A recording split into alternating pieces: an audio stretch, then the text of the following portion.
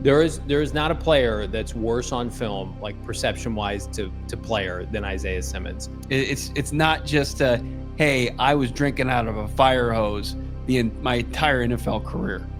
It is one of the worst draft picks in the history of this franchise. What about off-ball safety corner overdrafted linebackers that can win you games? What about that? Was everything about that? Isaiah Simmons was talking to the media, New York Times out of Green Bay, because whatever, it's the offseason, and talked about, guess what, his usage. And it's the everlasting meme of it didn't work for them, but it might work for us. The Green Bay Packers edition. No, man, let's cue up the quote here. Isaiah Simmons talking about his past and his present.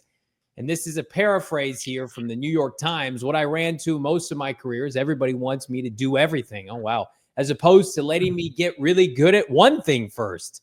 What would you say that is? The former Clemson star said, I fully believe in Half's plan. That's the DC for the Packers.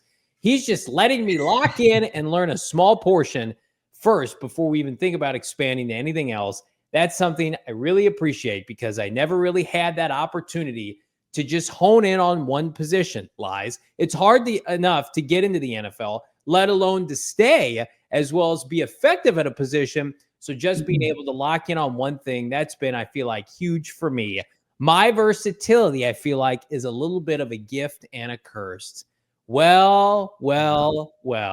He's just too talented to succeed, I guess, is how I'm reading that. Isaiah Simmons, you're like young Sheldon. You just got too many gifts, and you stand in your own way, and it's all everybody else's fault. That is incorrect. Where do we begin? Man, you had me until young Sheldon. I don't know if I'll ever get a reference from that. It's a TV series I haven't watched a second of, but it's a fixture at my house with my son on Netflix, unfortunately. Isaiah Simmons barely hanging on by a thread. And much like last week, and I thought you guys did a good job with the Marco Wilson going after his former organization and having a kind of a bone to pick with him. You see Isaiah Simmons is looking, and you're going to try to use any excuse in the book to point out why he's been a failure as an 8th overall pick. I mean, that's just you've got all the different defensive coordinators and coordinators that have had success in this league, and you're going to say, well, they just used me wrong, and takes zero accountability for his own role in this. He is the worst. I think he is my least favorite player the Cardinals have drafted in my adult life. More than Rosen, Kim Dichie. He is the worst because I hated the pick when they picked him. Yeah. I gave him the benefit of the doubt. He spurned this show not once but twice. He is all about what can football do for me. Yeah. Jonathan Gannon and Nick Rollis gave him an opportunity when they got here and said, pick up. Look, it's like the exact same thing they did with Zaven Collins. Pick a position, any position, and we'll let you run with it. Remember, they played him at safety. Yeah, and he couldn't play. So then he lollygagged and screwed around at a preseason game, and they were like, "This enough of this," and they traded him away. Vance Joseph and who else do we have? Wink Martindale, whoever the DC for the Giants was last year. No, Jeff Hafley is the one who had the key the entire time to unlock good old Isaiah Simmons. I mean, also keep in mind it's June 16th. He signed just over a month ago, and he's saying, just trust Half's plan. Half's plan, baby. Is that a Drake song? Half's plan. Yeah. And Half we trust. Jeff Hafley, defensive coordinator, Green Bay Packers. Doesn't it just feel like it's a guy that is just trying to stay relevant, and you want the rest of the league to feel like, what are we missing out on? It's everybody else's fault. We just talked about the allure of the unknown. It's like, no, man, I've watched you play for like 6 years. You aren't good. You aren't any good. Then he talked about in the article, I didn't even put this in there, that he was like depressed when he would only play like 3 snaps for the Giants.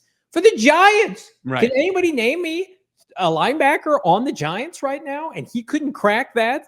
You're telling me if the Giants thought he could play at linebacker and he was like, I want to play linebacker because that's what he's playing in Green Bay. He's like, I'm a linebacker. Okay.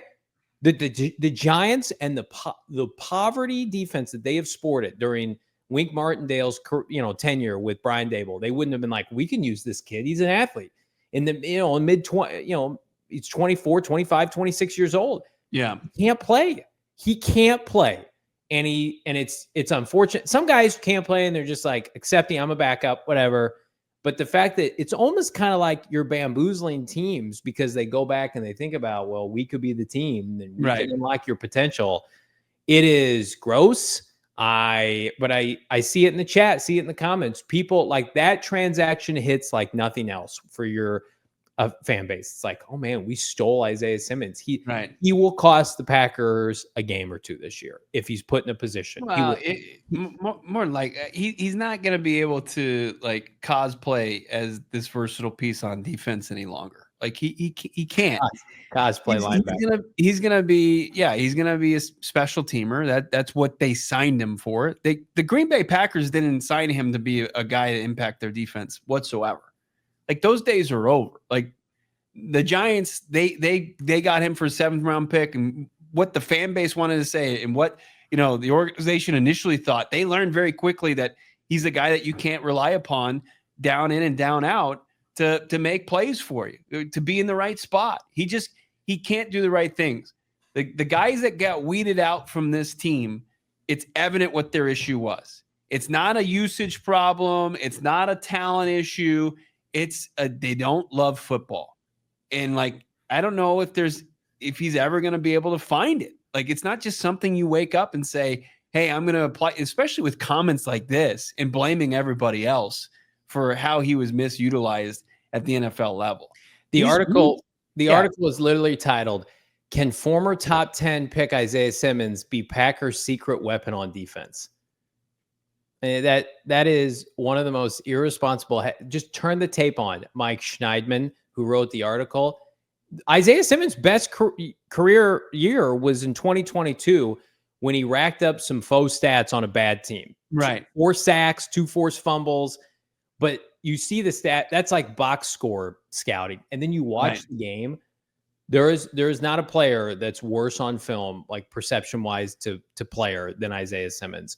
And I get it. He was asked to cover tight ends. Like, that's why he was drafted. Remember, the Cardinals couldn't stop a tight end. Literally is maybe the worst cover safety linebacker. Look out, George Kittle.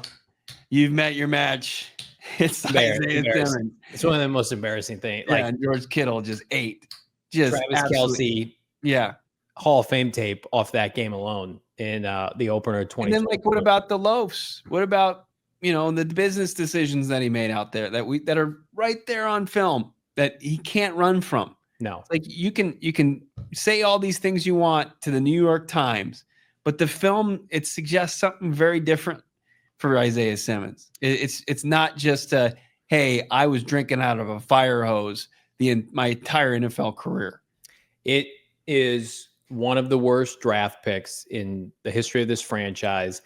It was coupled by the COVID year, and maybe they didn't get enough time with them. And I mean, you think about, I'm just going to read some players drafted in the top 10. Joe Burrow, Chase Young, Tua, Andrew Thomas, Justin Herbert, Derek Brown, Tristan Wirfs at 13, CeeDee Lamb at 17, Justin Jefferson 22, Brandon Ayuk. There was some busts in there, like a Jalen Reagor and Chase on the pass rusher. AJ Terrell was great. And then you take an off-ball linebacker. And then like Patrick Queen's taken later in the draft, makes Pro Bowl, right? I mean, to me, I think it's up there as like the worst draft pick of the last 10 years for this team, outside of Josh Rosen. Josh Rosen's the worst because the compensation they gave up.